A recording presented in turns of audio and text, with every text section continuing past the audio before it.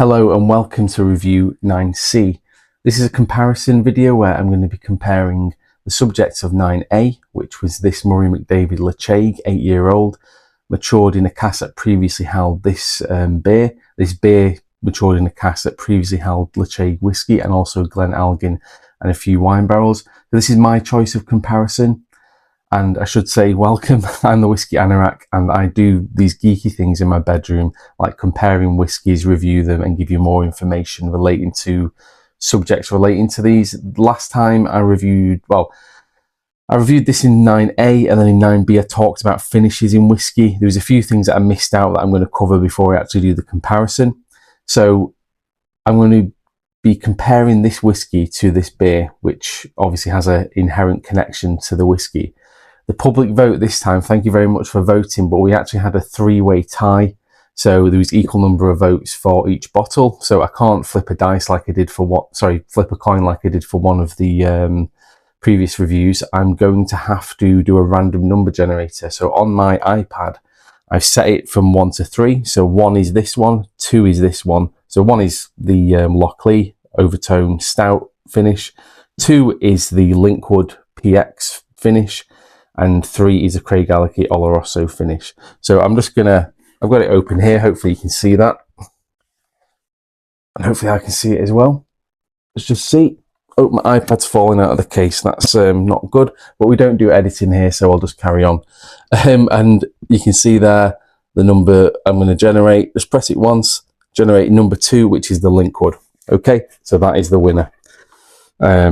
Very professional, I know. But that's the only way you could think of to do it, because we had a three-way tie, which we've not had before. So let me just set that up and put this iPad out of the way. Excuse me for 1 second, please. Okay. We're ready to go. So the Linkwood won. Thank you for voting, but we left it up to chance in the end. So I'll get the other two out of the way, and what I'll do is I'll start pouring all this stuff, and I'm going to discuss, whilst it's opening up a little bit, a few things that I missed from the last review, because I always miss things, because I record this in one take. I do a lot of preparation in terms of drinking whiskey, and I know that's a really difficult thing for me to do.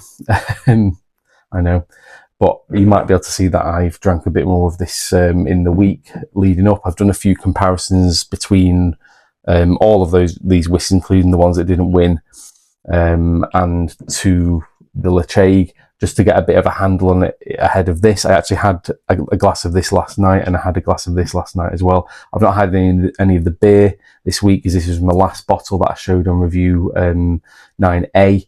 So yeah, this is like a one-time only thing in that way.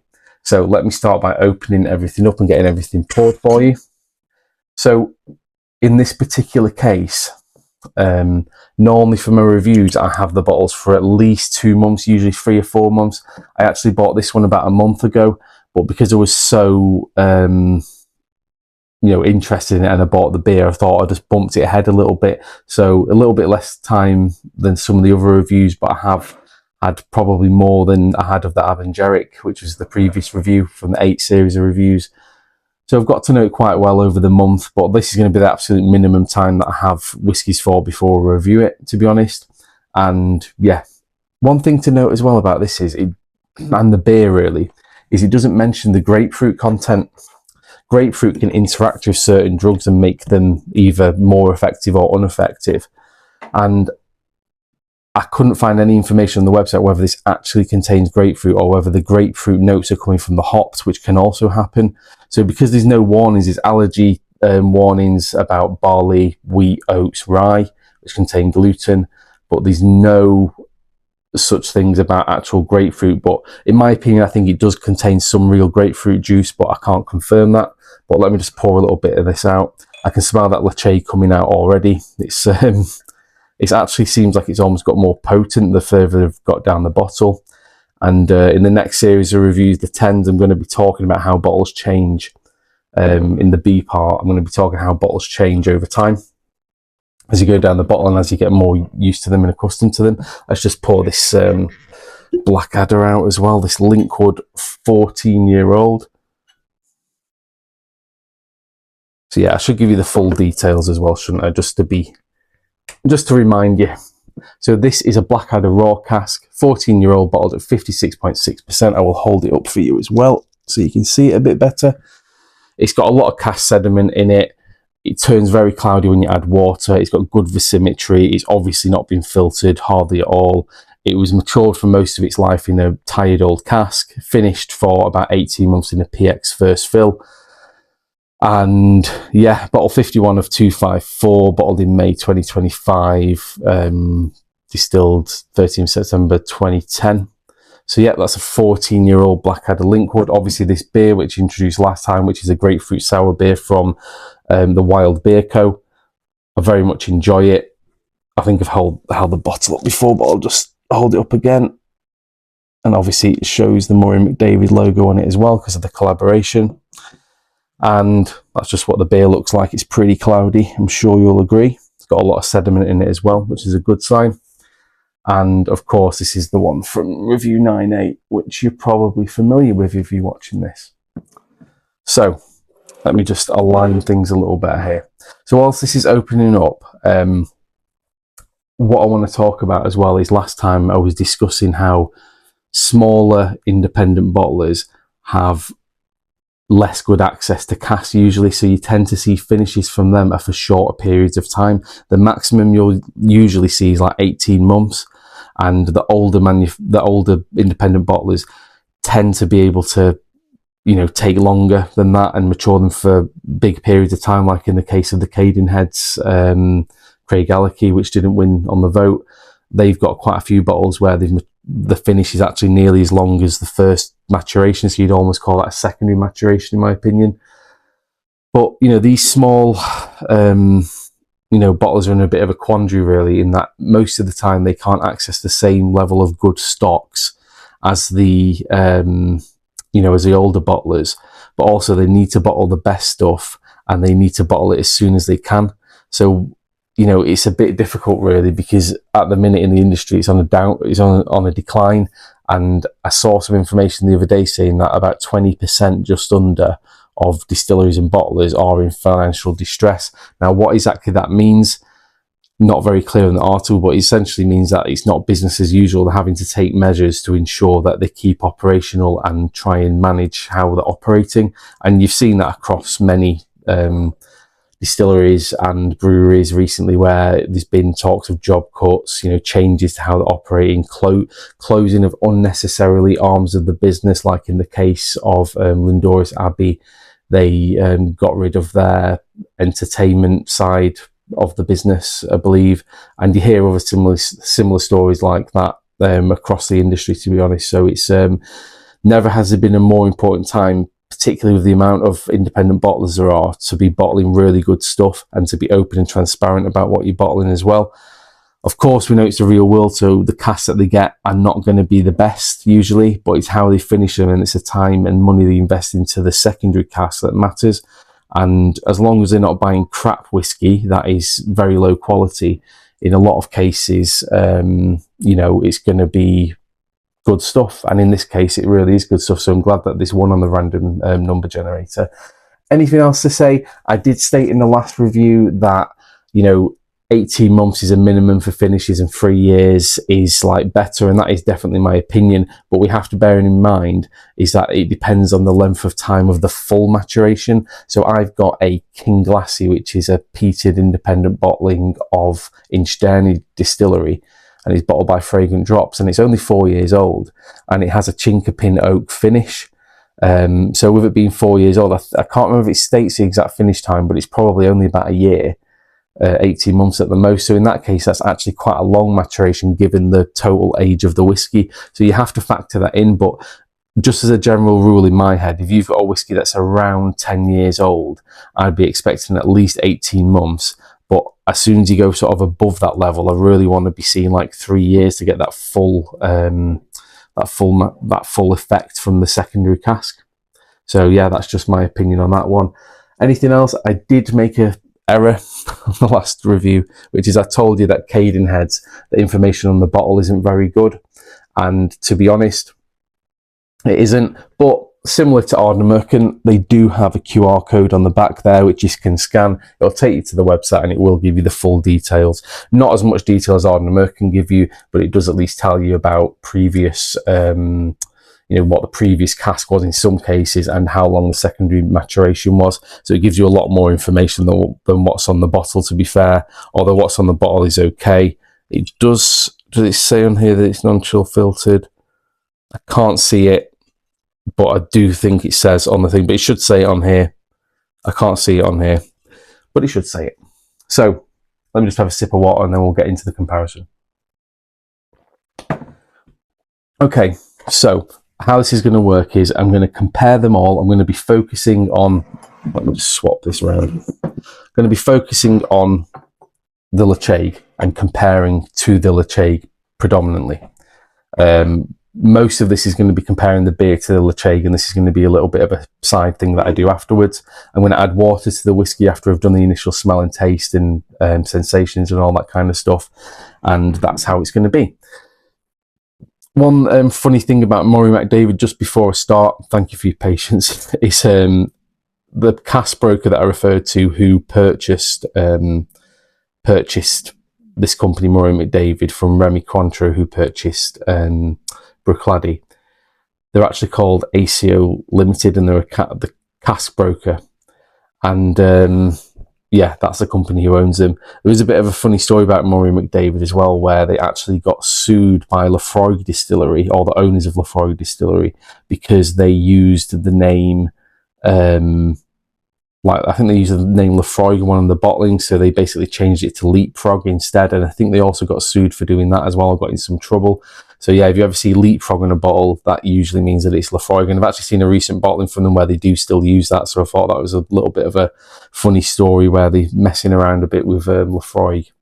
So anyway, I'm going to start by smelling this again, and then I'm going to not so much smell the beer because the fragrance isn't, given the low alcohol percentage in comparison, which is 8.5%, you're not going to get that much off the nose as you are off a very pungent whiskey, but I will try it. So the Ledaig, let's remind ourselves of the nose without water.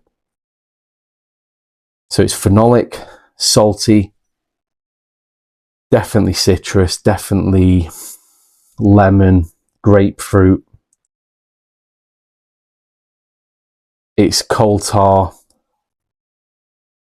When you add water, that brings the peat out even more, in my opinion. But it is definitely very peat forward. I would say as an overall, this is not the most complex of whiskies in that it doesn't change that much in the glass. But I will say that as the level's gone down in the bottle, I've been accessing a few more notes than I got when I first opened the bottle. Yeah, so it's got that coal tar, slight medicinal, but it's more of a twiggy sort of smoke in my opinion. Some vanilla in the background, some oak.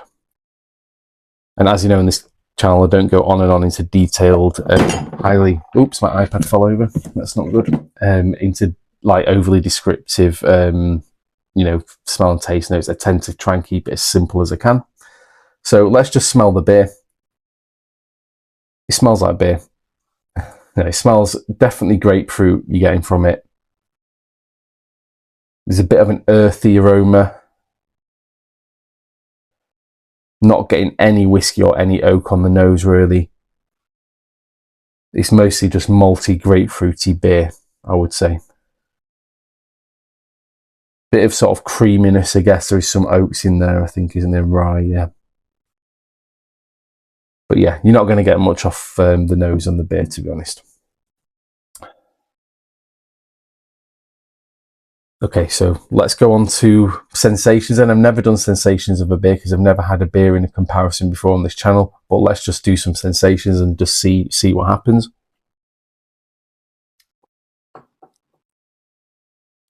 As you'd expect, salty. Intense sour. There's a slight touch of sweetness, but it soon fades. Intense sour. Also bitter in the background.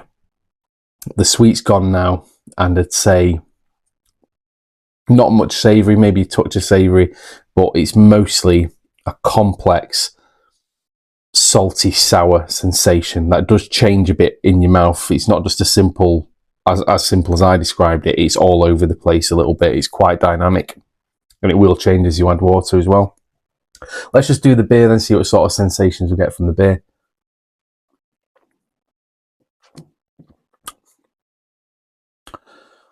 Sour. Yeah, it is a sour style beer. A touch of bitter. I would say it's a little bit of sweetness to it, and yeah, not really getting any salt or savoury, just sour. Yeah, a little bit of sweet and salt. So let's stick to the taste notes now and see if we can see any parallels between the two.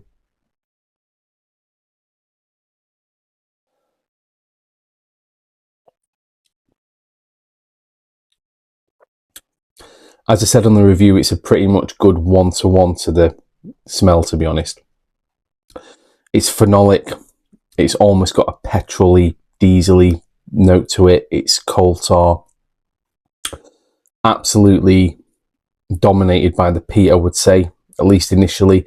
You add water and the peat does intensify, but also does some of the other notes. It's citrus, it's grapefruit. It's got a lovely sort of malty, bitter oak to it. And it's, yeah, if you like smoky whiskies that have a citrus edge, then I highly recommend it, to be honest. I've enjoyed it quite a lot. I did say on the review that although I wouldn't buy this exact same bottle, I would look out for similar ones. But if you've tried a Ledaig before and you're sort of thinking, where do I go next? I want to try a different cask. I think this is a really good example of a whiskey that is slightly enhanced by the previous contents, being this beer. Only a little bit though, but definitely I think, yeah, well, I'll go into that, but I think the whiskey has been influenced a little bit more by the beer in some ways than the beer has, sort of, but I'll explain that in a little bit. Okay, so I'm definitely getting probably more grapefruit in this than I would in a normal Ledaig, from the other Ledaigs that I've had. So let's go to the taste of the beer.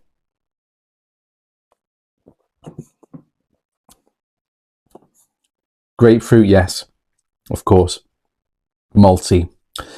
These like a smoky Ledaig oaky note, definitely, that I get from this, but it's not like, you know, I couldn't really specify that it was Ledaig unless I knew, really. It's just like a smoky oak sort of sensation that you get. I have to remember that this beer was also matured in, I think it was 10 whiskey barrels, so I don't know if it's 5 Ledaig and 5 Glenalgin, because they also sent Glenalgin casks to the Wild Beer Co. Murray McDavid did. They also had 3 wine casks as well.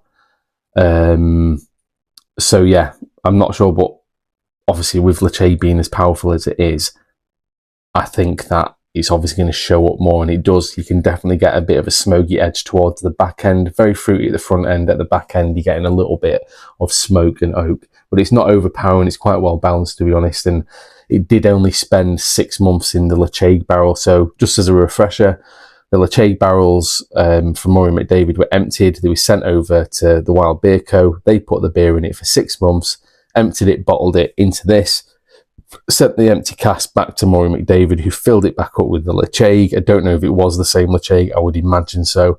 And then they matured it in the cask for 18 more months, essentially. And that's what happened.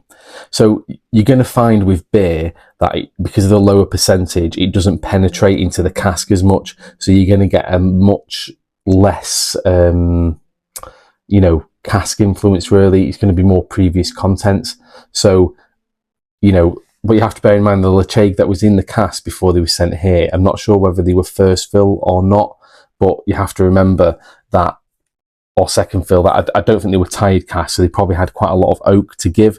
So obviously it was probably quite oaky in there, to be fair. And then when the casks were filled with a beer, you're getting that oakiness coming out from the Ledaig as well. So I think that the influence, in thinking about it, the influence on the beer from Ledaig is probably a little bit less, to be honest, but it's there and it's in the background, because obviously this isn't absorbing a lot of the tannins and the lignins and all that stuff from the wood, which alcohol will, because when it's at a higher strength.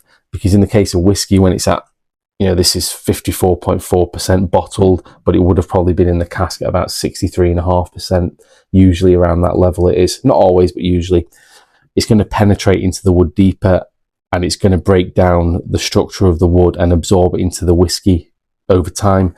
For the beer, it's going to be more on the surface level where it's only accessing the first little bit, which has probably already had a bit extracted from the previous years that this was in there. So in terms of getting some more of those deeper wood complexity notes, you're just not going to get it from the beer extraction.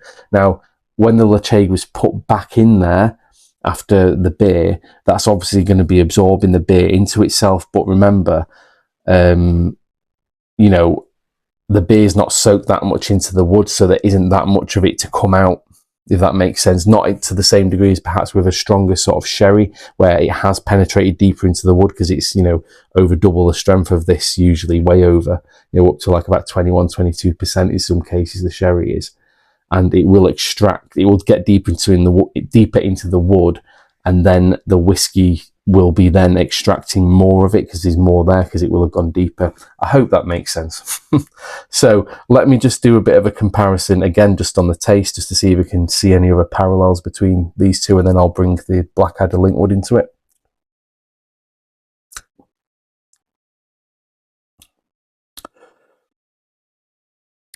Yeah, there's definitely more of a grapefruit note there than I would expect from the other bottlings that I've got, one of them being one that was matured in the first fill bourbon cask for 13 years.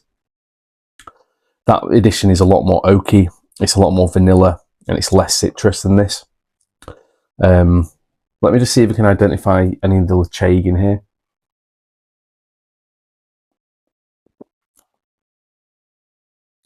Yeah, at the front it's just almost completely a grapefruit malty beer experience, and then towards the end you're getting that oaky, slightly smoky touch on the aftertaste.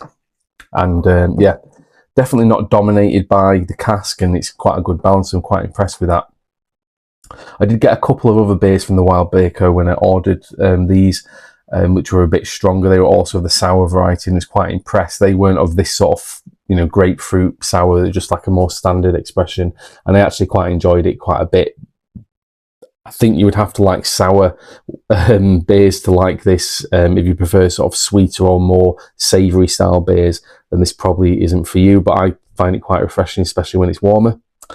So let me sort of bring in the Blackadder Linkwood now, because as I discussed last time on finishes, I would say that this one is a mutual collaboration between these two companies, where, you know, Murray McDavid have had an incentive to supply good casks to these guys. So the cask that was used was probably not the best, but probably quite up there in terms of quality. In the case of this Blackadder, they described it as the previous cask was just a tired cask that did hardly anything. It just held the whiskey, rested it, bit of maturation, but not as much as you would expect. But in my opinion, the spirit was well made, and when it was put into the PX cask for about 18 months, it really brought it up. And you can tell, if you leave it for a long time in the glass, you can get those little slightly, not stale notes, but just a little bit flat note sometimes if you leave it for a very long time in the glass. But to be honest, the PX has just brought it to life, in my opinion. It's a really good example of how a finish can bring up a whiskey. And yeah, so let's go on to the nose for this one.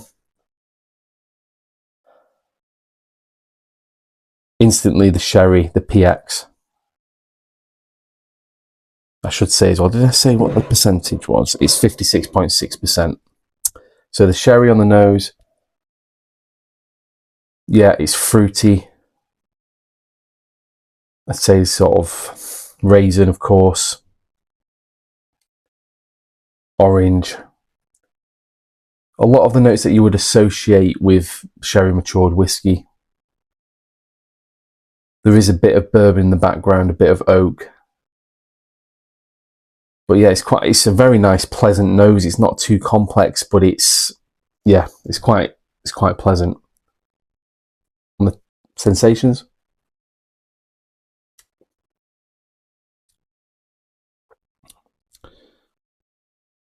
Sweet, bitter, sour, but not intense. Nothing like the intensity of the Ledaig.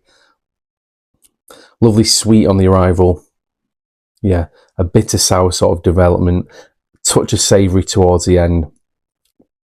Not really getting any salt off that, but I wouldn't really expect to. It's not a coastal whiskey. And yeah, it's quite dynamic with the sensations as well, not to the level of intensity as a Ledaig, but there's quite a lot going on there. It's not just a simple sweet and then sour bitter. It's sweet, sour, bitter going to sweet. It's quite complex, to be honest. Let me give you some taste notes for this, and then I'll compare it to the Ledaig as well.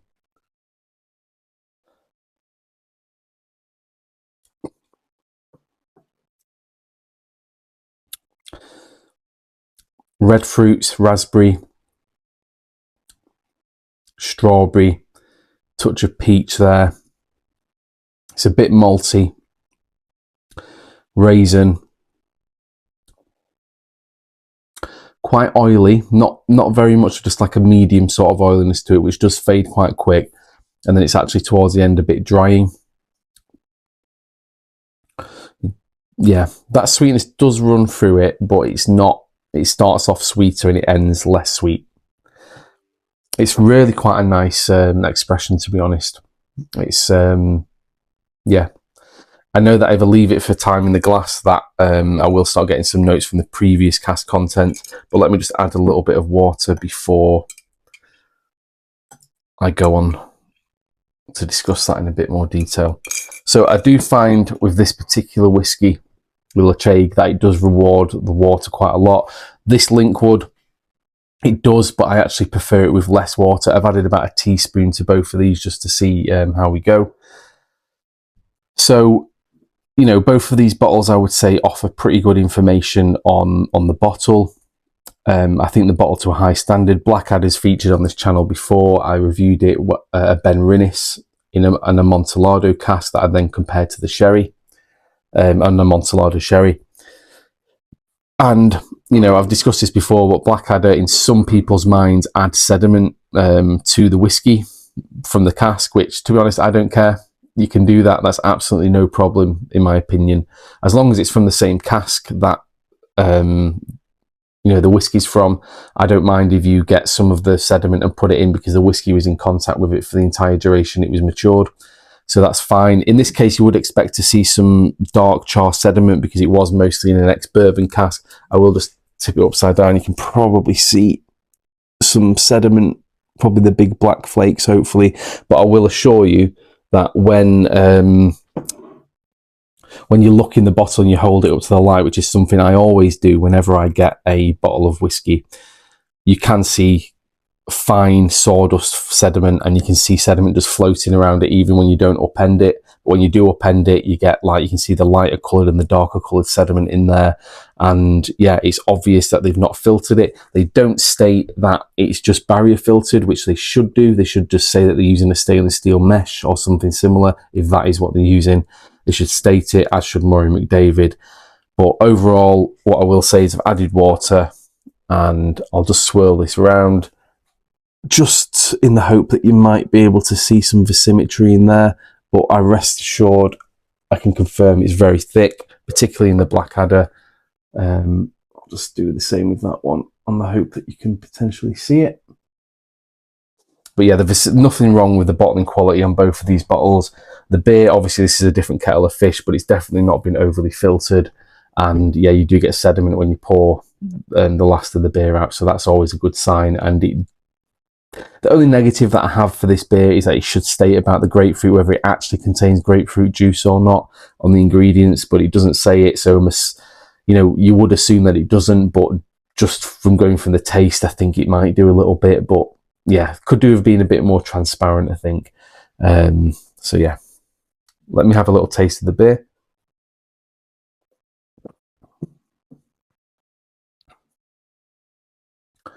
Yeah, I'm definitely, now I'm having it sort of after a couple of minutes break from tasting the actual Ledaig, I am noticing like an almost, not a tired wood taste, but like a quite an oaky taste on the finish, like a not much smoke, to be honest, not much at all, just like a slight aftertaste which mingles quite a lot with the oak. So it's not like this is extracting like the raw power of the Ledaig into it. It's just a hint, really, to be honest. In the same way here, that I don't taste anything beer-like, I just taste an enhanced grapefruit note to it. And I know some people are critical of beer finishes for this exact reason, is that they don't really impart much of themselves into the whiskey, and it can be seen more of a gimmick, you know, as a collaboration, like, oh, we're collaborating with these, but actually you can hardly taste it in the whiskey or in the beer.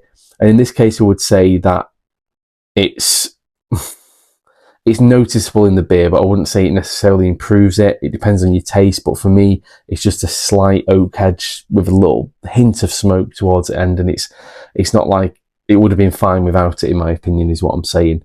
In this case, I also think that the Ledaig would have been fine without the beer finish, but I do think it has enhanced the grapefruit and citrus elements of this beer a little bit because they were already there. If this would have been, like, say, a stout finish, I don't think it would have worked quite as well. I think it would have been a bit strange to add that sort of savoury, deep note to it. But in this case, because it's a citrus-heavy beer, I think it's really worked well with that citrus element for the Ledaig. So now that I've added water, let me just do a little bit of a smell, and I'll compare these two. Why not? Sea salt. The peat is more prominent in a way, but less intense. So I'm getting a bit more of the complex, twiggy, earthy smokiness. I'm also getting more citrus, like a lemon peel, touch of orange. It's a little bit more malty and oaky as well. And yeah, it's definitely not as intensely peaty, but it's more peat complex, if that makes sense. So let me smell the Linkwood now that I've added some water to this. I'm getting more vanilla. The sherry, the overtly sherry nose at the start has died down a little bit. I often find that when you add water to sherried whiskies, particularly finished ones, is that intense, wow, this is sherry, nose does die down when you add water. But it's still there. It's very fruity. Touch of like apple, perhaps banana. Yeah, there's a malty oakiness as well. Lovely. So let me just have a taste of this one, then I'll compare it to the beer. I'll have another taste of the Ledaig, of the Linkwood, and then we'll sort of call it there.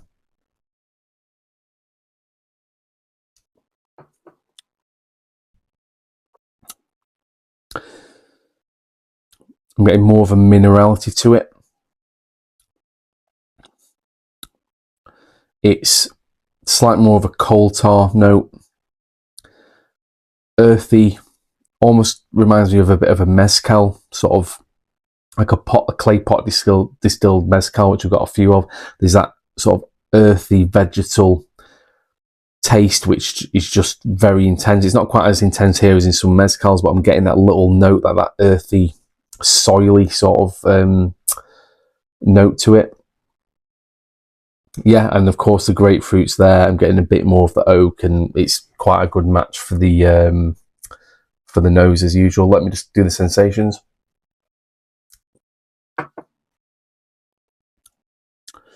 Slightly more sweet, salty, of course, all the way through. Less bitter, more sour.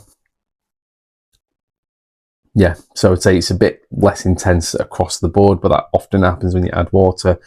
But it's a bit more balanced in terms of it's less up and down, if you will. It's more of a staggered sensation range rather than at first it's just pulling you in all different directions at the same time, pretty much. This is a lot more, you know, salty, and then the sour, and then a bit of bitter. Yeah, it's very interesting. So let's have a taste of the beer.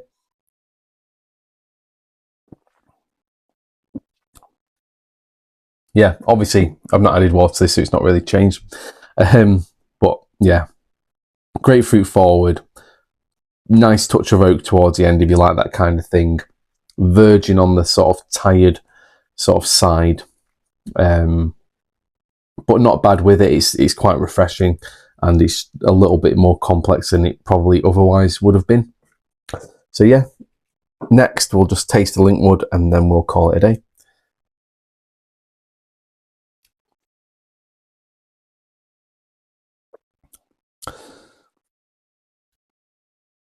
A touch more sweet. Yeah, it's got that sour bitter still, but obviously less intense than here. A little touch of savoury. The taste, definitely dialed down on the sherry sort of side, but I am getting some citrus, some apple, touch of almost like a coconut, mild coconut taste, and then it goes to malty. I'd say the aftertaste is like a sweet sherry raisin, slightly vanilla. So yeah, that's pretty much it from that side. So that's concludes the 9 series of reviews from me. I hope this has been useful to do this comparison. As always, I don't go into mega detail with the tasting notes because I prefer to leave that up to yourselves, but I just want to sort of convey the quality of the bottles a bit and just tell you how much this is influenced by the whiskey and how much this is influenced by the beer in this case. And also in the case of the winner of the random number generator, it's good to see how a bottle of whiskey is when it's been in a cask that wasn't that proactive, and then when it is put into a proactive cask, how much that changes it. And this is a great bottle to really witness that if you want to learn something, and I've learned a lot from from what I have had of this. So next time is going to be the 10th review series, and I'm going to be discussing a distillery which you probably all know. It's been quite unavailable for a while, but it is more available these days. In the past year or so, it's been easier to get hold of, and I'm going to be discussing next time about how the level in bottles changes the taste of the whiskey, and also our experience and how that changes it as well as the level goes down, because you have like an oxidization effect, but also a personal getting to know a whiskey aspect to it as well. So that'll be in the 10 series of reviews, so look out for that. That will be being released on the Sunday after this one. So thank you very much for your time. I've been the Whiskey Anorak.